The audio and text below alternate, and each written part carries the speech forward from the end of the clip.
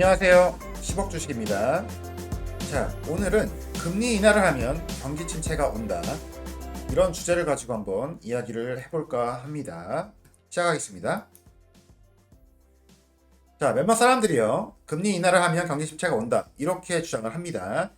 그런데 저는 이렇게 단편적으로 해석하는 것을 굉장히 싫어합니다. 왜 그러냐면 경제라는 것은 그렇게 단순하지가 않습니다. 예를 들면 장단기 금리차가 마이너스에서 플러스가 되면 경기 침체가 온다. 금리 인하를 하면 경기 침체가 온다. 이런 주장들은요, 다 틀린 내용입니다. 금리 인하를 해서 경기 침체가 오는 게 아닙니다. 자, 이것은 어떤 의미냐면요, 내가 어떤 스포츠를 보면 이긴다, 이런 망상과 비슷한 주장이에요. 단편적으로 해석하면 절대 안 돼요. 경제는 생각보다 복잡합니다.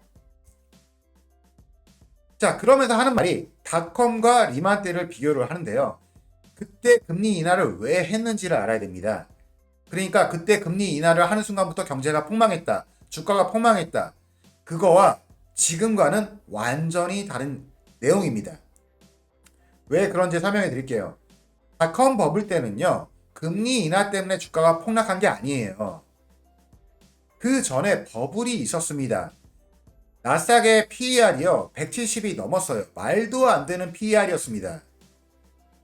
수익은 없는데 주가만 올랐다는 얘기예요. 그래서 폭락을 한 겁니다. 덕분에 금리 인하를 하게 된 거죠. 자, 리만 때는 어떻습니까? 이때는 미국의 주요 신용기관의 신뢰가 완전히 박살이 났습니다. 그래서 연쇄적으로 부도가 나서 폭락을 한 겁니다. 폭락을 했기 때문에 경제를 살리기 위해서 금리를 인하한 것이죠. 그러니까 전후 관계가 바뀌었다, 이 말입니다. 금리 인하를 해서 경기 침체가 오는 게 아닙니다. 경기 침체가 왔기 때문에 금리를 급속하게 내리는 겁니다. 제가 저번에 금리 인상에 대해서 말씀드릴 때 어떤 걸 얘기했냐면 지연 효과에 대해서 말씀드렸어요. 오늘 금리를 올린다고 해서 오늘 금리가 오른 것이 경제에 바로 반영되는 게 아닙니다. 지금의 현재 고금리 상황은 지금의 경제 상황을 반영하는 게 아니라 이제는 1년이라든지 15개월 정도 후에 경제 상황을 반영할 수가 있다, 이런 내용이죠. 이해가 되십니까? 단순하게 해석을 하면 안 된다, 이 얘기입니다. 자, 본질적인 문제를 좀 봐야 돼요. 항상 연준이 뒤늦은 대처, 이게 큰 문제입니다. 얘네들은요, 항상 상황이 터지면 그때 움직입니다.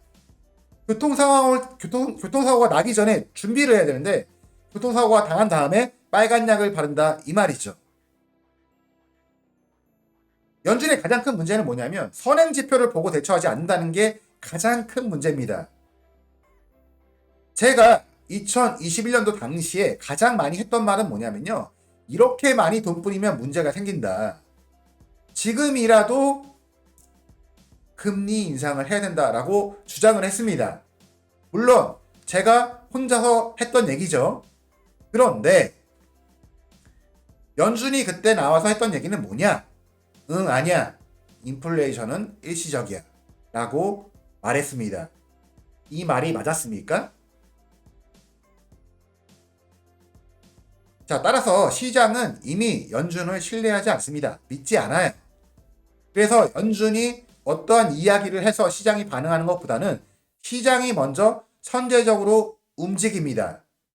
얼마 전까지 연준이 계속 고금리를 유지한다고 얘기했지만 시장은 믿지 않고 먼저 달려나갔죠. 그래서 우리가 해야 될 일은 뭐냐? 데이터를 분석해야 됩니다. 자, 그렇다면은 어떤 데이터를 봐야 될까요? 이게 핵심 아니겠습니까? 가장 중요한 데이터로 제가 생각하는 것은 미국의 실업률입니다. 자, 현재는 4% 미만에서 유지를 하고 있습니다. 이런 상황에서는 안정적이라고 볼 수 있어요. 앞으로 어떻게 될지 모르겠지만요. 그래서 이 데이터가 어떻게 변하는지 우리는 계속 트랙해야 됩니다. 추적해야 됩니다. 똑같은 의미일 수 있는데요, 실업수당 청구수를 봐야 됩니다. 이게 데이터 갑자기 튀는지 변하는지, 그런 변하는 데이터를 추적을 해야 되는 거죠. 어차피 일주일마다 한 번씩 계속 나오기 때문에 이것을 보는 것은 매우 간단합니다. 자, 이것 말고도 많은 데이터가 있습니다. 실업률도 있고요. 급여, 민간고용, 취업자 수, 실업자 수, 뭐 경제활동 참가율, 뭐 등등등 굉장히 많은 데이터가 있습니다. 이런 것들을 끝까지 이제 모니터링 해야겠죠. 그 다음에 미국의 연간 GDP 성장률도 봐야 되지만 이 분기별로 이 GDP 성장률이 어떻게 되는지 이것도 계속 추적을 할 것입니다. 그리고 미국의 개인 가처분 소득이 어떻게 되는지, 지출은 얼마나 되고, 그래서 가처분 소득은 실제로 얼마고, 그래서 저축은 얼마나 하는지, 소득은 얼마나 늘어나는지 이런 것들도 모니터링이 필요합니다. 자, 이런 것들보다 더 중요한 것은 뭐냐면 결국 기업들의 실적이 중요합니다.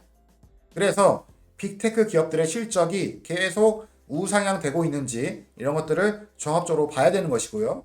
제가 그래서 분기별로 계속 기업들의 실적을 모니터링 하고 있습니다.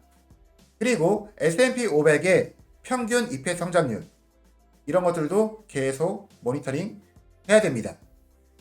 이것도 제가 이제 유튜브를 하면서 계속 여러분들께 말씀드리도록 하겠습니다. 자, 현재 상황에서요. 미래를 예측하는 것은 불가능합니다. 그러나 예측은 할 수 있어요. 어느 정도는. 그것은 데이터가 근거로 했을 때 그러합니다. 자, 따라서 우리는 계속 시장을 모니터링하면서 대응하도록 노력을 해야 됩니다. 자, 현재는요. 이미 금리 인하에 대한 시장이 선반영을 한 상황이에요. 그래서 최대한 보수적으로 접근하도록 하겠습니다. 2024년도에는요. 좀 면밀하게 볼 필요가 있어요. 왜냐하면 현재 상황 자체가 약간 과열 상태거든요. 여기서 조정이 온다면 사실 장기적으로 봤을 때는 더 좋지만 더 올라간다면 분명히 대응을 한다고 제가 말씀드렸습니다. 자, 오늘 영상은 여기까지 하겠습니다. 감사합니다.